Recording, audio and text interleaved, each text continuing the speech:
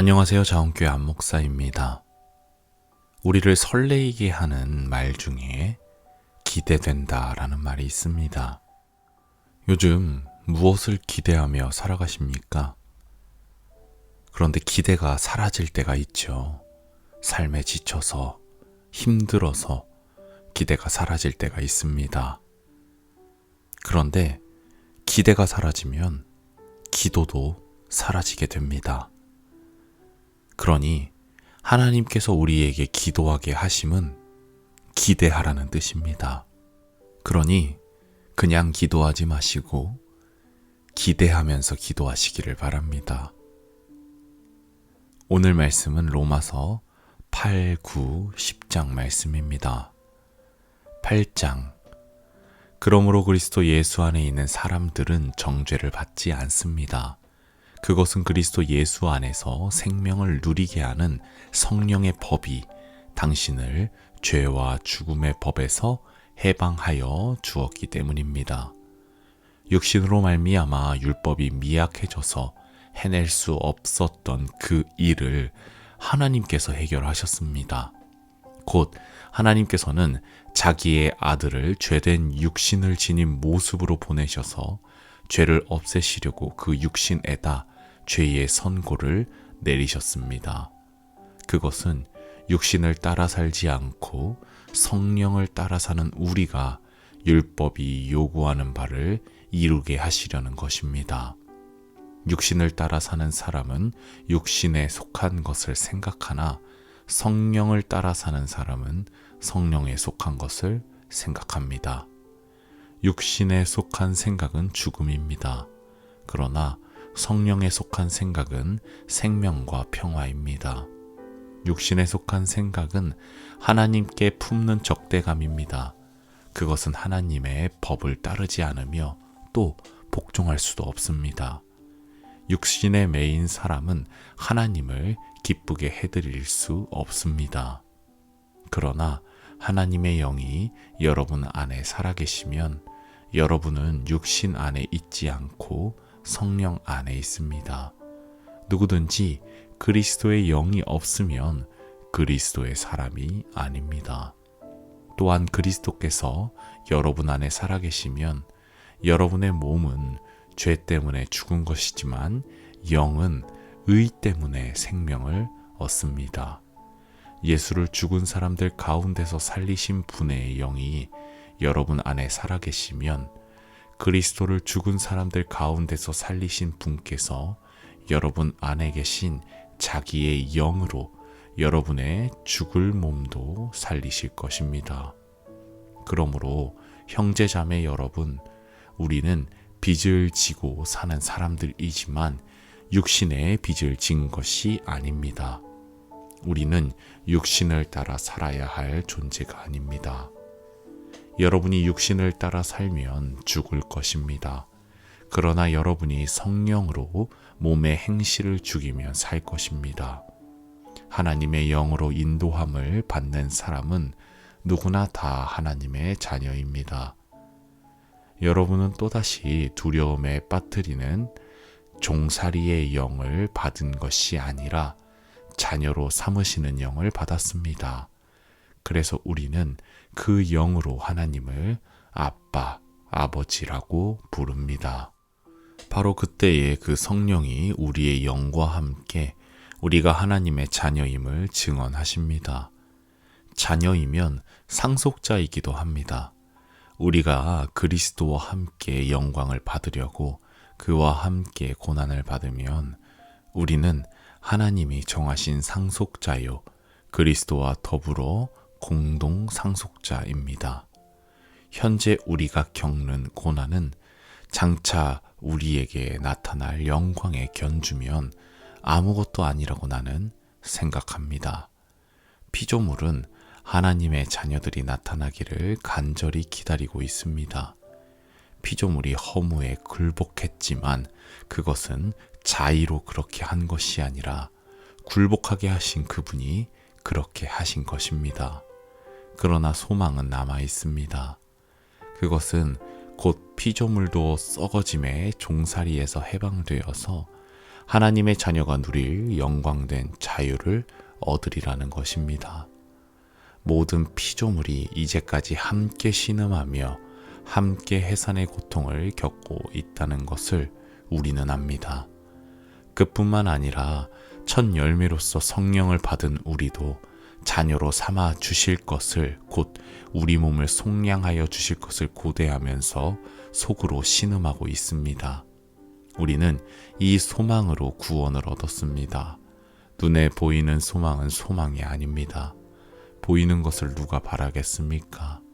그러나 우리가 보이지 않는 것을 바라면 참으면서 기다려야 합니다. 이와 같이 성령께서도 우리의 약함을 도와주십니다. 우리는 어떻게 기도해야 할지도 알지 못하지만 성령께서 친히 이루 다 말할 수 없는 탄식으로 우리를 대신하여 간구하여 주십니다. 사람의 마음을 꿰뚫어 보시는 하나님께서는 성령의 생각이 어떠한지를 아십니다. 성령께서 하나님의 뜻을 따라 성도를 대신하여 간구하시기 때문입니다. 하나님을 사랑하는 사람들, 곧 하나님의 뜻대로 부르심을 받은 사람들에게는 모든 일이 서로 협력해서 선을 이룬다는 것을 우리는 압니다. 하나님께서는 미리 하신 사람들을 택하셔서 자기 아들의 형상과 같은 모습이 되도록 미리 정하셨으니 이것은 그 아들이 많은 형제 가운데서 맏아들이 되게 하시려는 것입니다. 그리하여 하나님께서는 이미 정하신 사람들을 부르시고 또한 부르신 사람들을 의롭게 하시고 의롭게 하신 사람들을 또한 영화롭게 하셨습니다. 그렇다면 이런 일을 두고 우리가 무엇이라고 말할 수 있겠습니까? 하나님이 우리 편이시면 누가 우리를 대적하겠습니까? 자기 아들을 아끼지 않으시고 우리 모두를 위하여 내주신 분이 어찌 그 아들과 함께 모든 것을 우리에게 선물로 거저주지 않으시겠습니까? 하나님께서 택하신 사람들을 누가 감히 고발하겠습니까? 의롭다 하시는 분이 하나님이신데 누가 감히 그들을 정죄하겠습니까? 그리스도 예수는 죽으셨지만 오히려 살아나셔서 하나님의 오른쪽에 계시며 우리를 위하여 대신 간구하여 주십니다. 누가 우리를 그리스도의 사랑에서 끊을 수 있겠습니까? 환난입니까? 곤고입니까? 박해입니까? 굶주림입니까? 헐벗음입니까? 위협입니까? 또는 칼입니까? 성경에 기록한 바 우리는 종일 주님을 위하여 죽임을 당합니다. 우리는 도살당할 양과 같이 여김을 받았습니다. 한 것과 같습니다. 그러나 우리는 이 모든 일에서 우리를 사랑하여 주신 그분을 힘입어서 이기고도 남습니다. 나는 확신합니다. 죽음도 삶도 천사들도 권세자들도 현재 일도 장래 일도 능력도 높음도 깊음도 그 밖에 어떤 피조물도 우리를 우리 주 예수 그리스도 안에 있는 하나님의 사랑에서 끊을 수 없습니다. 9장. 나는 그리스도 안에서 참말을 하고 거짓말을 하지 않습니다. 내 양심이 성령을 힘입어서 이것을 증언하여 줍니다. 나에게는 큰 슬픔이 있고 내 마음에는 끊임없는 고통이 있습니다. 나는 육신으로 내 동족인 내 결례를 위하는 일이면 내가 저주를 받아서 그리스도에게서 끊어질지라도 달게 받겠습니다. 내 동족은 이스라엘 백성입니다. 그들에게는 하나님의 자녀로서의 신분이 있고 하나님을 모시는 영광이 있고 하나님과 맺은 언약들이 있고 율법이 있고 예배가 있고 하나님의 약속들이 있습니다. 족장들은 그들의 조상이요 그리스도도 육신으로는 그들에게서 태어나셨습니다. 그는 만물 위에 계시며 영원토록 찬송을 받으실 하나님이십니다. 아멘. 그러나 하나님의 약속의 말씀이 패했다고는 할 수 없습니다. 이스라엘에게서 태어난 사람이라고 해서 다 이스라엘 사람이 아니고 아브라함의 자손이라고 해서 다 그의 자녀가 아닙니다. 다만 이삭에게서 태어난 사람만을 너희 자손이라고 부르겠다 하셨습니다. 이것은 곧 육신의 자녀가 하나님의 자녀가 되는 것이 아니라 약속의 자녀가 참 자손으로 여겨지리라는 것을 뜻합니다. 그 약속의 말씀은 내년에 내가 다시 올 때쯤에는 사라에게 아들이 있을 것이다 한 것입니다.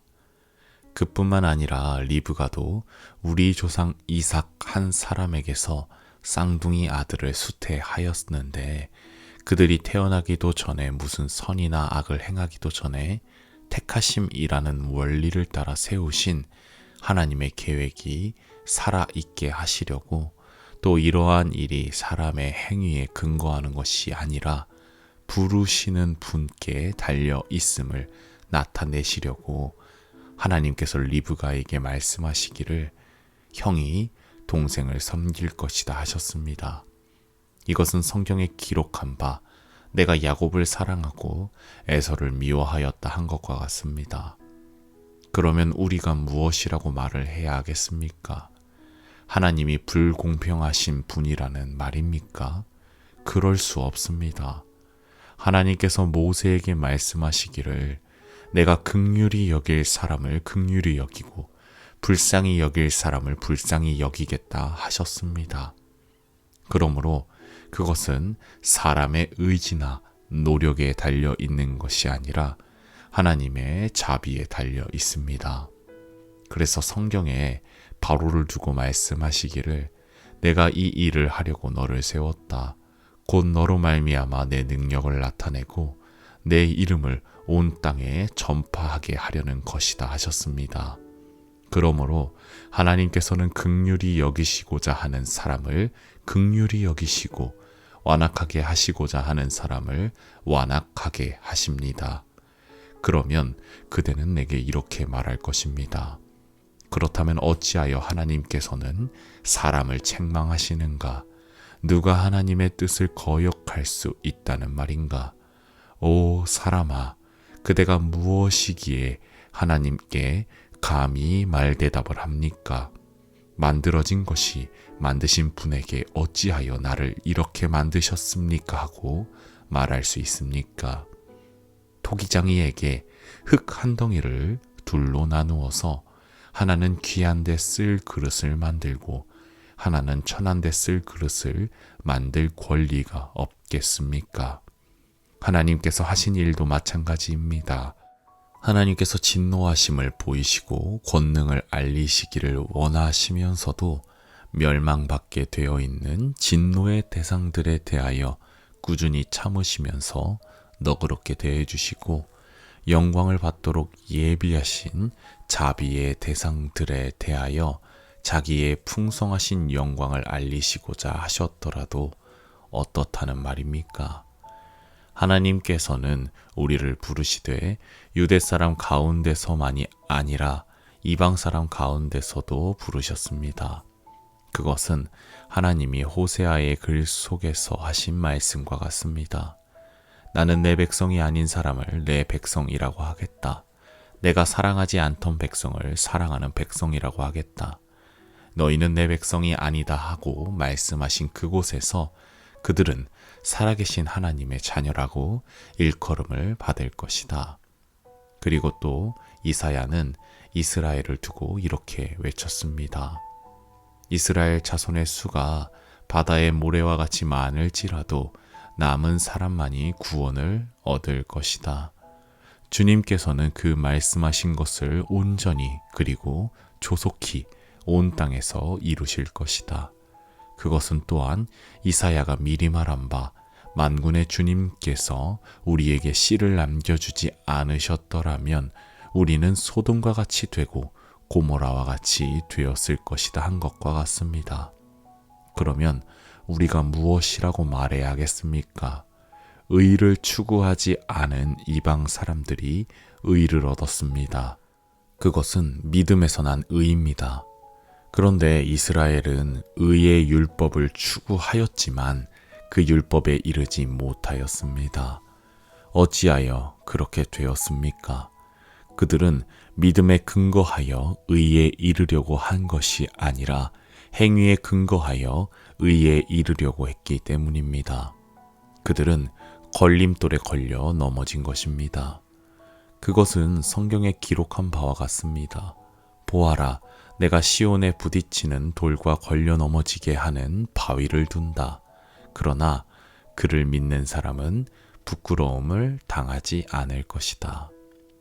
10장. 형제자매 여러분, 내 마음의 간절한 소원과 내 동족을 위하여 하나님께 드리는 내 기도의 내용은 그들이 구원을 얻는 일입니다. 나는 증언합니다. 그들은 하나님을 섬기는 데 열성이 있습니다. 그러나 그 열성은 올바른 지식에서 생긴 것이 아닙니다. 그들은 하나님의 의를 알지 못하고 자기 자신들의 의를 세우려고 힘을 씀으로써 하나님의 의에는 복종하지 않게 되었습니다.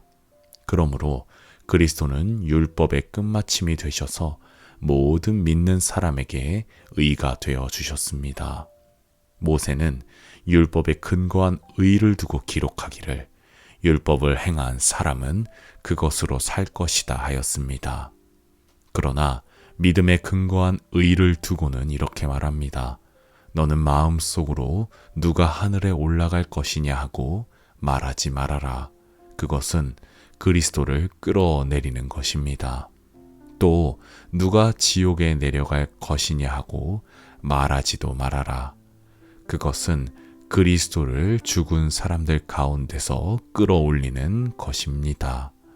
그러면 그것은 무엇을 뜻합니까? 하나님의 말씀은 내게 가까이 있다, 내 입에 있고 내 마음에 있다 하는 말씀이 있습니다. 이것은 우리가 전파하는 믿음의 말씀입니다. 당신이 만일 예수는 주님이라고 입으로 고백하고 하나님께서 그를 죽은 사람들 가운데서 살리신 것을 마음으로 믿으면 구원을 얻을 것입니다. 사람은 마음으로 믿어서 의에 이르고 입으로 고백해서 구원에 이르게 됩니다. 성경은 그를 믿는 사람은 누구나 부끄러움을 당하지 않을 것이다 하고 말합니다. 유대 사람이나 그리스 사람이나 차별이 없습니다. 그는 모든 사람에게 똑같이 주님이 되어주시고 그를 부르는 모든 사람에게 풍성한 은혜를 내려주십니다. 주님의 이름을 부르는 사람은 누구든지 구원을 얻을 것입니다. 그런데 사람들은 자기들이 믿은 적이 없는 분을 어떻게 부를 수 있겠습니까? 또 들은 적이 없는 분을 어떻게 믿을 수 있겠습니까? 선포하는 사람이 없으면 어떻게 들을 수 있겠습니까? 보내심을 받지 않았는데 어떻게 선포할 수 있겠습니까? 성경에 기록한 바 기쁜 소식을 전하는 이들의 발걸음이 얼마나 아름다우냐 한 것과 같습니다. 그러나 모든 사람이 다 복음에 순종한 것은 아닙니다. 이사야는 주님, 우리가 전하는 소식을 누가 믿었습니까? 하고 말하였습니다. 그러므로 믿음은 들음에서 생기고 들음은 그리스도를 전하는 말씀에서 비롯됩니다. 그러면 내가 묻습니다. 그들은 들은 일이 없습니까? 물론 그렇지 않습니다. 성경 말씀에 그들의 목소리가 온 땅에 퍼지고 그들의 말이 땅끝에 퍼졌다 하였습니다. 내가 다시 묻습니다. 이스라엘이 알지 못하였습니까? 이에 대하여 하나님께서 먼저 모세를 통하여 이렇게 말씀하셨습니다. 나는 내 백성이 아닌 사람들로 너희의 질투심을 일으키고 미련한 백성들로 너희의 분노를 자아내겠다. 또한 이사야는 매우 담대하게 이렇게 말씀을 전하였습니다. 나를 찾지 않는 사람들을 내가 만나주고 나를 구하지 않는 사람들에게 내가 나타났다. 또한 이사야는 하나님께서 이스라엘을 보고 복종하지 않고 거역하는 백성에게 나는 온종일 내 손을 내밀었다 하신 말씀을 선포하였습니다. 아멘.